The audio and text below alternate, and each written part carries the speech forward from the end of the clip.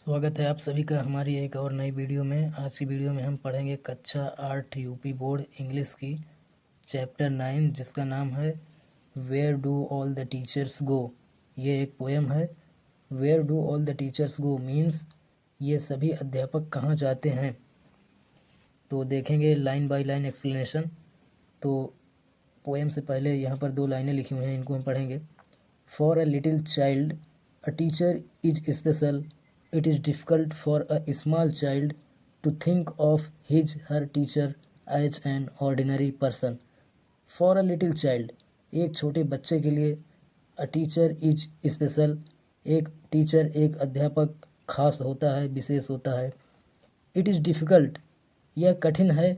For a small child, एक छोटे बच्चे के लिए to think, सोचना of her teacher, अपने अध्यापक के बारे में एज एन ऑर्डिनरी पर्सन, एक साधारण व्यक्ति की तरह।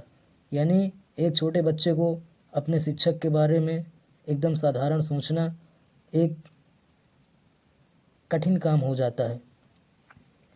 तो हम फर्स्ट स्टैंजा देखें। कह रहा where do all the teachers go. Where do all the teachers go, सभी अध्यापक कहाँ चले जाते हैं। व्हेन इट इज़ 4 o'clock, जब 4 बजते हैं। Do they live in houses, क्या वो घरों में रहते हैं। And do they wash their socks, और क्या वो अपने मोजे धोते हैं। डू दे वियर पैजामास, क्या वो पैजामा पहनते हैं। And do they watch TV, क्या वो टीवी देखते हैं। And do they pick their noses, क्या वो pick and do they pick their noses. Pick, तो बच्चों यहाँ पर पिक का मतलब है नाक में उंगली डालकर खुजलाना। तो कह रहा and do they pick their noses, क्या वो अपने नाक खुजलाते हैं। The same as you and me, जैसा कि तुम और मैं। Do they live with other people, क्या वो दूसरे लोगों के साथ रहते हैं। Have they mums and dads, क्या उनके पास माता और पिता हैं। And were they ever children, और क्या वे कभी बच्चे थे। And were they ever bad, और क्या वह कभी बुरे थे। तो ये था हमारे 3 स्टैंजा का एक्सप्लेनेशन। नेक्स्ट 3 स्टैंजाज हम देखेंगे। Did they ever never spell right. Did they ever, क्या वे कभी, नेवर कभी नहीं, स्पेल राइट मतलब स्पेलिंग सही लिखना। क्या वे कभी, एवर मतलब आज तक, क्या वे आज तक, नेवर स्पेल राइट कभी सही नहीं लिखा। Did they ever make mistakes, क्या उन्होंने आज तक कोई गलती की। वर दे पनिश्ड इन द कॉर्नर, क्या उन्हें किनारे में सज़ा दी गई, एक कोने में सज़ा दी गई। If they pinched the chocolate flakes, if they pinched यदि उन्होंने चुराया हो, क्या द चॉकलेट फ्लेक्स चॉकलेट की पपड़ी। Did they ever lose their hymn books, did they ever lose, क्या उन्होंने कभी खोया। देयर हाइम्स बुक, अपनी भजन की किताबें। हाइम्स का मतलब होता है भजन।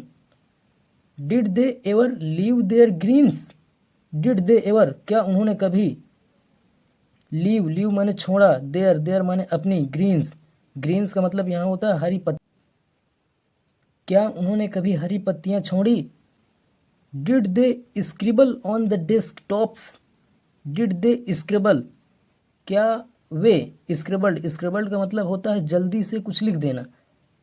तो इस पूरे लाइन का अर्थ हो जाएगा did they scribble on the desktop, क्या उन्होंने डेस्कटॉप पर जल्दी से कुछ लिखा। Did they wear old dirty jeans, क्या वे पुरानी और गंदी जीन्स पहनते थे। I will follow one back home today, I will follow, मैं फॉलो करूँगा। वन, वन माने एक को, बैक, बैक माने पीछे, home today. I will follow one back home today, आज मैं उनमें से एक को फॉलो करूँगा, एक का पीछा करूँगा घर तक। I will find out watt they do, I will find out, मैं पता लगाऊँगा, वाट दे डू, वो क्या करते हैं। देन, उसके बाद, देन माने तब या उसके बाद। I will put it in a poem, I will put it, मैं रखूँगा, इन अ पोएम एक कविता में। यानी उनमें से आज मैं किसी एक शिक्षक का पीछा करूँगा घर तक और पता लगाऊंगा कि वो क्या करते हैं। उसके बाद मैं उन्हें एक कविता में डालूंगा that they can read to you, जिसे वे आपको पढ़कर सुना सकते हैं।